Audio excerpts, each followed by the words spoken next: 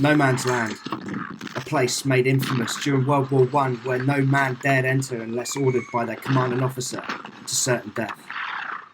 In No Man's Land, the game, inspired by the location, you as the player must destroy the opponent's trench, reveal their location, and ultimately annihilate them. Power-ups are randomly dropped into No Man's Land to help turn the tide of war, which both players can obtain with the tug-of-war mechanic. But this comes at a price, as the player location is revealed. The question is the item worth the risk? And reveal your location. This is No Man's Land.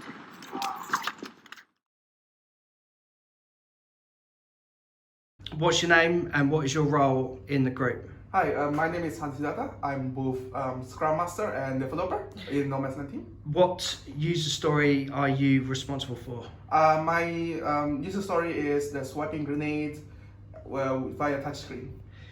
What went well with your user story? What went well is making the grenades is actually a pretty simple thing, and then getting the touchscreen working also very simple. You just need to use X and Y's of the screens.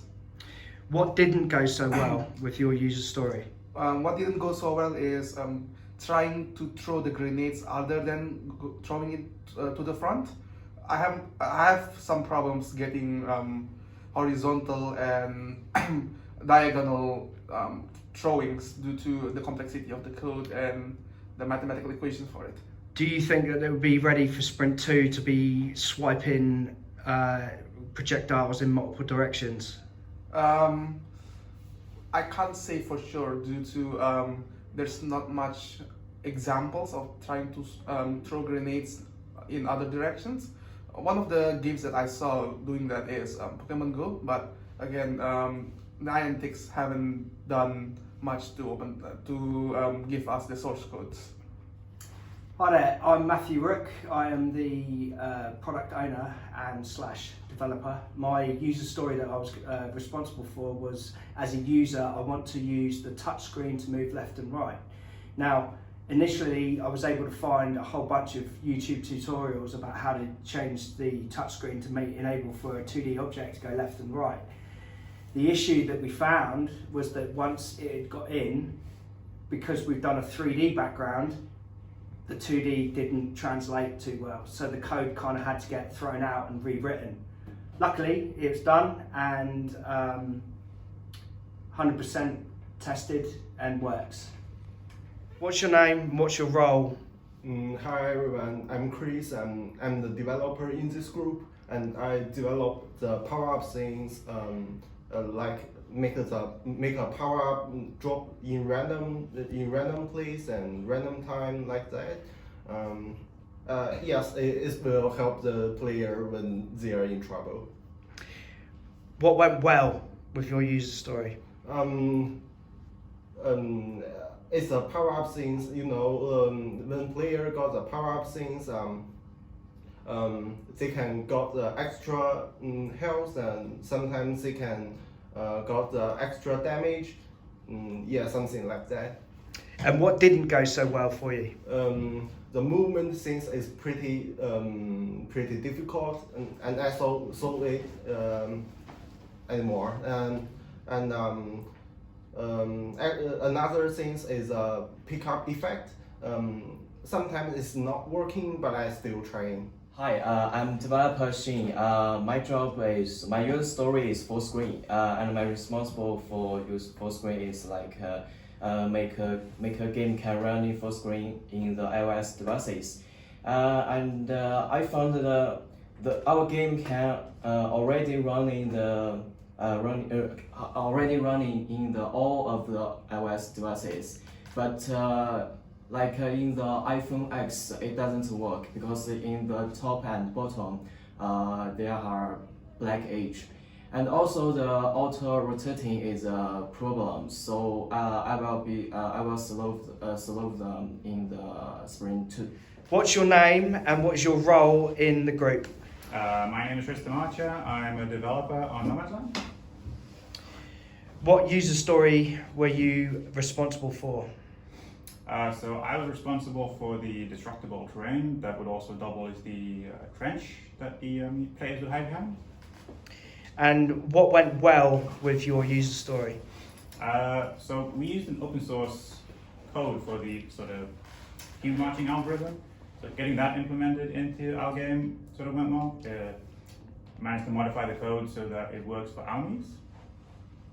What didn't go so well with your user story? What didn't go so well? So performance, like our target platform was a mobile, yeah? So the performance of the script when sort of editing the terrain was quite bad on laptops. So getting that to sort of work took quite a lot of time.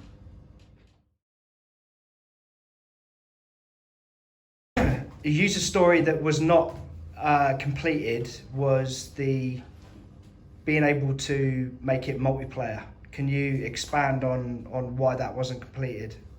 Oh yeah, so because the other user story was quite large, we underestimated how long that would take to develop. So that took most of my time.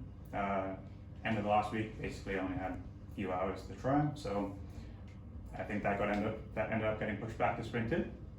So one of the user stories that we deemed is not necessary was the user story, as a user, I want to be able to duck and cover from my opponent.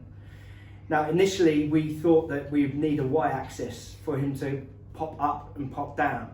But what we actually realised during development was that the character sprite is always going to be in a ducking position 100% of the time, except for when they launch a grenade or enter into the tug-of-war mechanic, showing where they are in a stand-up motion.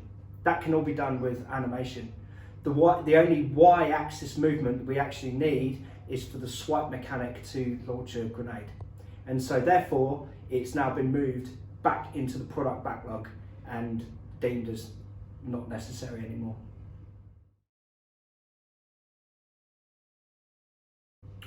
With regards to our Sprint 1 goal, it states, develop and implement a working prototype game for No Man's Land, where the player can move, duck and cover, and throw projectiles. A few power-ups will be included. Now with regards to our user stories and our Sprint goal, we don't have a working prototype as of yet. And the reason for that is because we've got all the elements working, the movement, the projectiles, the power-ups, but we just haven't stitched it together as of yet. That's going to be what's going to be the goal for Sprint 2.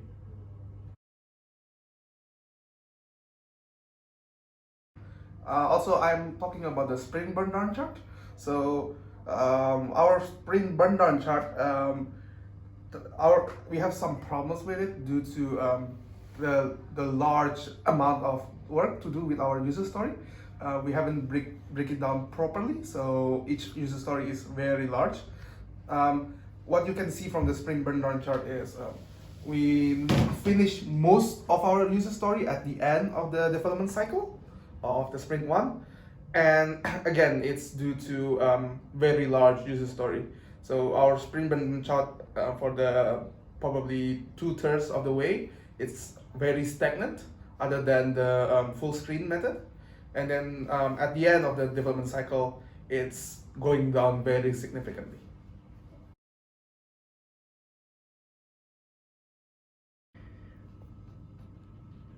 This is showing the touchscreen projectile and destructible terrain. The pink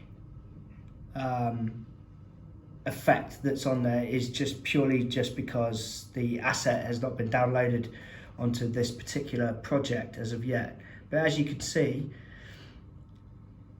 the swipe works, the destruction works with a fuse time of 3 seconds, and the terrain is completely destructible.